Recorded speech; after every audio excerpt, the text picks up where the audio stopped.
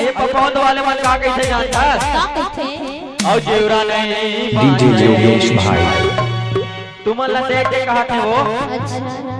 और जेवरा नहीं बाचे राम हे मारा देखा जेवरा नहीं बाचे राम मारा देखा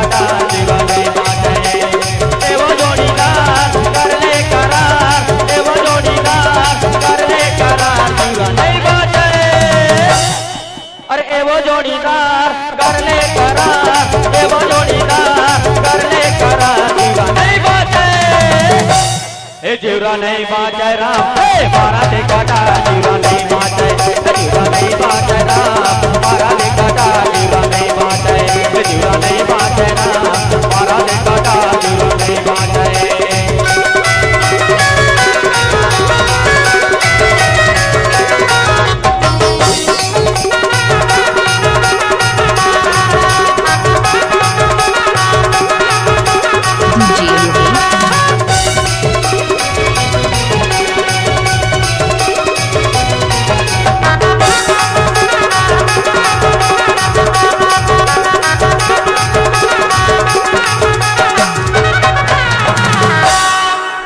करिया बिना उड़ना वाला दिलना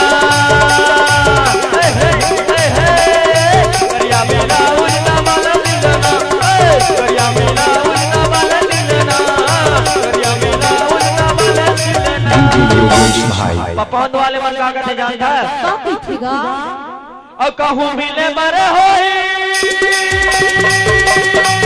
तोला मिले मरे होई तो कहाँ आवे जानता है पपौंद में आवे अगर तोले मिले बरो अच्छा अब कहूँ मिले मरा होई ता जरूर मिलना नहीं बाटे और जीवरा नहीं बाटे राम मारा देखा जीवरा नहीं बाटे जीवरा नहीं बाटे राम मारा देखा जीवरा नहीं बाटे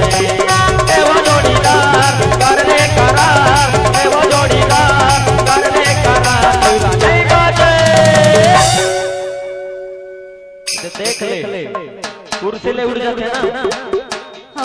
और जीवरा नहीं बाजे राम हे मारा देखा जीवरा नहीं बाजे जीवरा नहीं बाजे राम मारा देखा जीवरा नहीं बाजे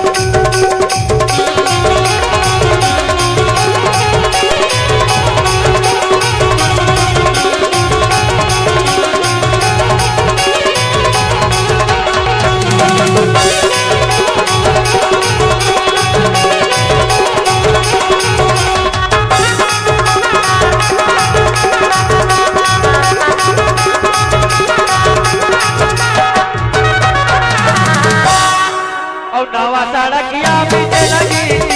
डीजे योगेश भाई नवा सड़किया बीते लगी नवा सड़किया बीते लगी नवा सड़किया बीते लगी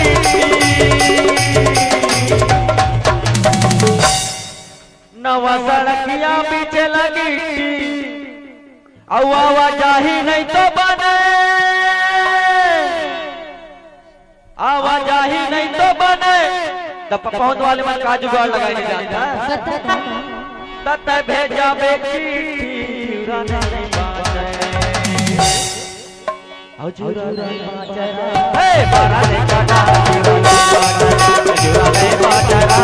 मारा देखा एवो जोड़ीदार कर ले करार एवो जोड़ीदार कर ले करार जीवरा नहीं बाजे जीवरा नहीं बाजे